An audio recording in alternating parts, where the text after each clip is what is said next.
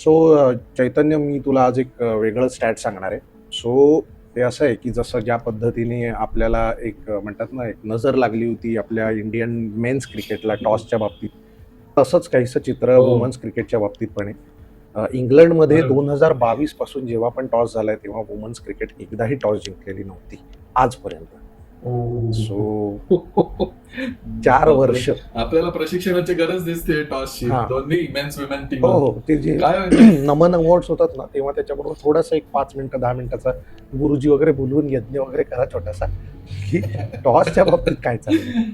तर हो ना, म्हणजे 50% चान्स असतो हारायचा जिंकायचा. त्यात पण आपण जर असं स्टॅट्स असे असतील तर काय करणार?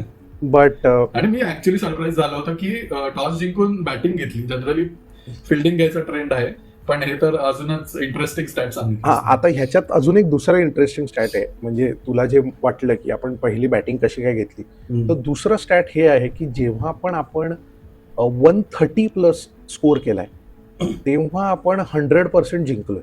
म्हणजे आय गेस 100 और 99 हो. समथिंग, म्हणजे लाईक एकदाच हरलोय, बाकी सगळ्या मॅचेस अच्छा. जिंकलोय. सो दिस इज अगेन म्हणजे फक्त पाकिस्तान नाही, versus नाही, का ओव्हरऑल, in ओव्हरऑल. overall? हो. वाव.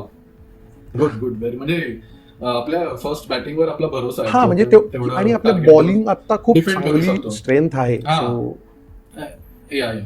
मला एकच फक्त वाटतं की आपले फास्ट बॉलर्स थोडेसे इनएक्सपिरियन्स आहेत. पण ठीक आहे. आय थिंक होईलच त्यांना एक्सपिरियन्स मिळेल. आणि आता WPL आणि या सगळ्या गोष्टी ज्या सुरू झाल्यात त्याच्यामुळे म्हणजे त्यांना एक्सपिरियन्स पण मिळेल, नवीन प्लेयर्सना पण एक्सपोजर मिळेल. आणि तो दिवस Yes. दूर नाही की एखादा म्हणजे जसे एक्स फॅक्टर प्लेयर जसे मेन्स क्रिकेटमध्ये IPL मध्ये सापडतात आपल्या टीमला, फॉर एक्झाम्पल वैभव सूर्यवंशी. तर मला नाही वाटत की तो दिवस दूर आहे की वुमन्स क्रिकेटमध्ये सुद्धा असं कोणीतरी ॲज अ नक्कीच. बॉलर और बॅट्समन असा कोणीतरी मिळेल. एक्स फॅक्टर सापडेल पुढच्या येत्या काही वर्षातच. नक्कीच.